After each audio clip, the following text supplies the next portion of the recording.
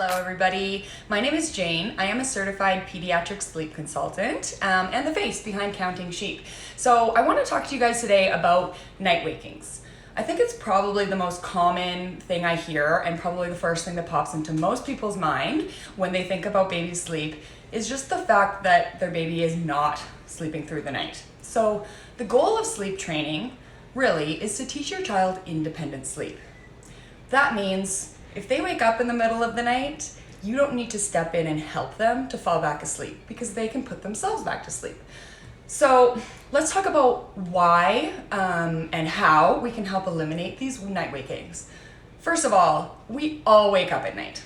It's very normal for adults, kids, babies to wake up 2 to 6 times throughout the night.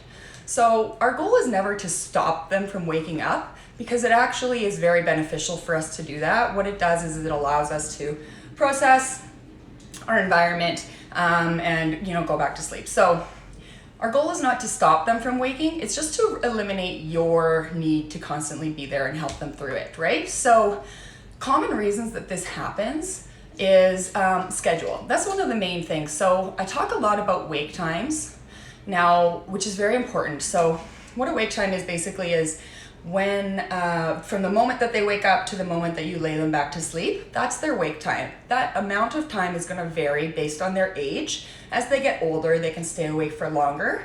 But with sleep, our goal with these wake times is to really lay them down for sleep right as they're entering that first sleep cycle. So they're starting to get tired. You might notice them rubbing their eyes or showing their cues. That means they're probably getting ready for sleep. You'll look at the clock, judge that wake time versus what they're doing, and lay them down. If you don't use the wake windows and you're just, flying by the seat of your pants, what will often end up happening is you'll end up pushing them to a point of being overtired, or adversely, you'll put them down when they're undertired and they're not ready for sleep. Both of those things, under and overtired, funnily enough, have a very similar effect on your child's sleep. Causes them to wake up a ton during the night, or not always, but more often throughout the night. So it reduces their quality of their sleep. It can cause really short naps, so just one sleep cycle, 30 to 45 minutes. It's not enough for them, but that's what happens if you put them down overtired. It can also cause really early morning wake up. So none of the things that we want, right? So really focus on their schedule, and that should help the night wakings. Similarly, their routine. So I recommend, often babies wake up and one of the things they want is just you. They feel like they need you there. Your touch, they need you to tuck them back in, whatever it may be. So make sure you're fitting in a lot of one-on-one quality time with your child or children, all of them, right? If you do that throughout the day, they'll be less likely to wake up and just call for you, right? Because they'll have felt like they got that love earlier in the day. Speaking of routine, so there's obviously your bedtime routine and nap time routines. Nap time routine, super simple, 5 to 10 minutes, change their diaper, put them in a sleep sack, lay them down, maybe sing a song, lights out, right? So very quick and easy, but I do recommend doing that for naps as often as you can. And then bedtime, longer, right? It's about 20 to 30 minutes. And same thing, you want it to be simple and consistent. Very simple, I say that because you want to be able to send them to grandma's house and grandma can do that same routine, right? So you want it to be able to be done by anyone, anywhere. So if you're constantly throwing in these really oddball things, that makes it difficult. So you want it to be something as well that's a calming. We're not having huge dance parties right before bedtime, even though we like to do dance parties, but we do it at the very beginning, and then you wind down with books and songs and things like that, right? So get them a little bit settled, because there's nothing worse than trying to get this really bouncing off the wall baby to sleep, right? The reason we do these routines is because it actually signals their brain and their body that sleep is coming, okay? So it teaches them okay, I know I need to calm down now because I know it's getting time to sleep. And once that happens, what actually will happen chemically is their body will produce melatonin. And melatonin, you'll hear it a lot. There's a ton of hormones that are involved with sleep. Melatonin is the most commonly known. What it does is it helps to solidify their circadian rhythm, which is their internal body clock. We all have one.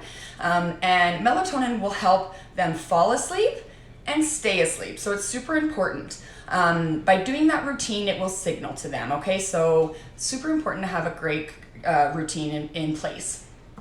What else for melatonin? Another good idea is the blackout blinds. So if they do wake up and it's bright, then that will of course hinder them from falling asleep. So make sure you've got blackout blinds in place as well.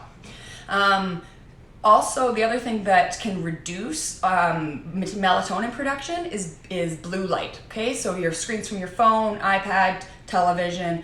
I recommend turning off screens 1 to 2 hours before bedtime, and that should help them fall asleep easier and wake up less throughout the night.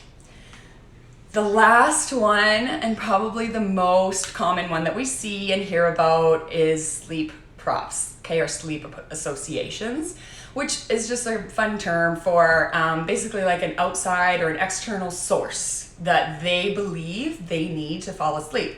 So most common ones would be like nursing to sleep, rocking them to sleep, or bouncing, even just your presence. They think they need you there to fall asleep, which could be like a separation anxiety thing. And then, or the pacifier, that's a huge one too. Working with twins right now, same thing, like every time it falls out, they wake up and you need to go and insert it constantly, which can be a real hindrance on everybody's sleep, okay? So I highly recommend trying to eliminate that, or at least reduce the dependency on that sleep prop if that is the scenario that you're in. Now, there are so many different sleep training techniques and methods that you can turn to for all of these problems or things that we've discussed, but especially for sleep props, that's the big one. I recommend finding the method that works best for you, and if you need help determining what that is, please do reach out to me. There are lots out there, lots of information, and sometimes it's really hard to kind of dig through it all and decide what's going to be best fit for you and your family. That's where a sleep consultant really comes in handy, because I've got the knowledge behind so that we can customize an approach and a plan for you, okay? So the whole end goal of sleep training, like I mentioned at the beginning, is independent sleep. But one of the things that I find most beneficial about that, other than obviously everybody sleeping better, because that is the goal, is just to get a good quality of sleep here so that we can be normal functioning human beings. But what's great about it is that if your child wakes up in the middle of the night and is crying and screaming for you, if they know how to put themselves back to sleep, then you know that there's actually something wrong, you know? It can say, okay, now I can go and assess the situation and know that they're not just waking up because of the pacifier, they're waking up because they're sick or they're teething. You know, it becomes a much easier job as a parent when you can remove that from the situation, right? So anyways, as I ramble so quickly, I wanted to get this information out to you guys, but not waste too much of your time. So thank you for listening. I hope you found it helpful.